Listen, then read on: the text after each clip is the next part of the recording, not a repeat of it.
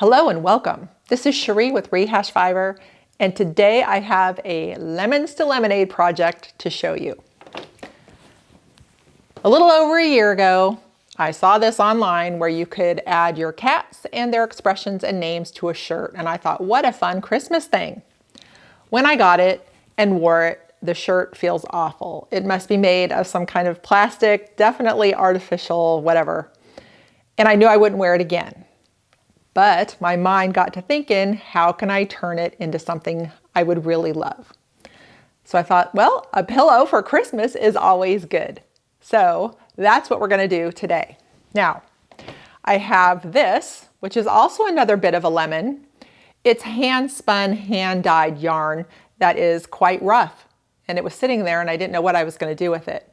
Well, now I'm going to weave this into a fabric for the back of the pillow. Come along on this little journey with me. The first step is to cut the fabric out of the shirt for the front of the pillow. There's Nala helping out. And do not worry, she is a very predictable kitty, just very curious.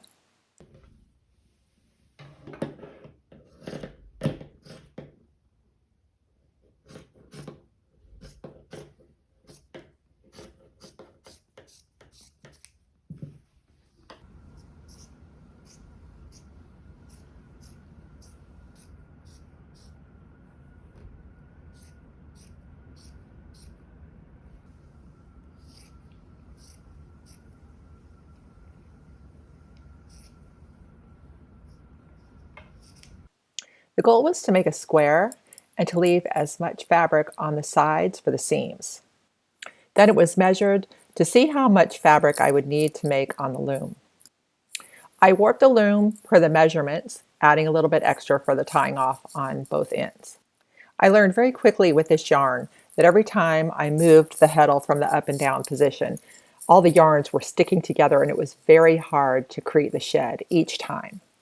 So what I did is decided to minimize the movement of the shed and do multiple rows while the shed is in one position.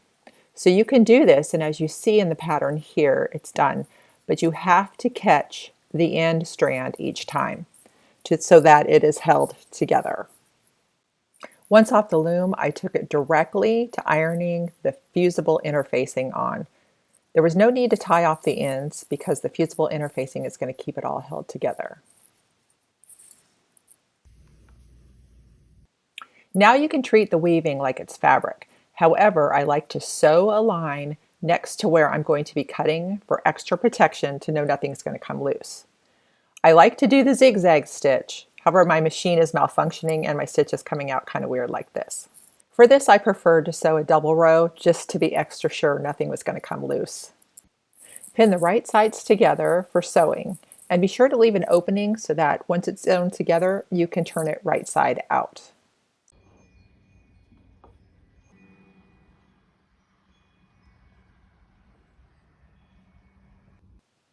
This is Rocky. He's one of the stars of the project. Now that all the sides have been sewn together, use that small opening that you left to turn the project right side out. Once I had it stuffed with the regular stuffing from the craft store, Nala completely made herself comfortable on it. So there you have Miss Nala. I like the pillow fine without the pom-poms, but I thought I'd go ahead and make some and attach them and just see if I liked it a little better and if it adds a little flair.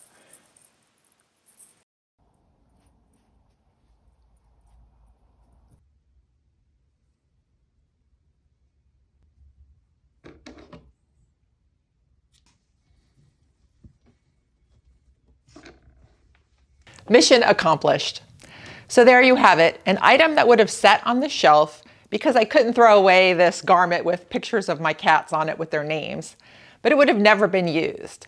So now it's a pillow that's going to sit in the front room every holiday season, and it does create some laughter. My husband and I were already giggling about their pictures and just how funny it is.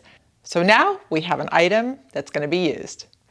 So good luck turning your lemons into lemonade. Thanks for watching.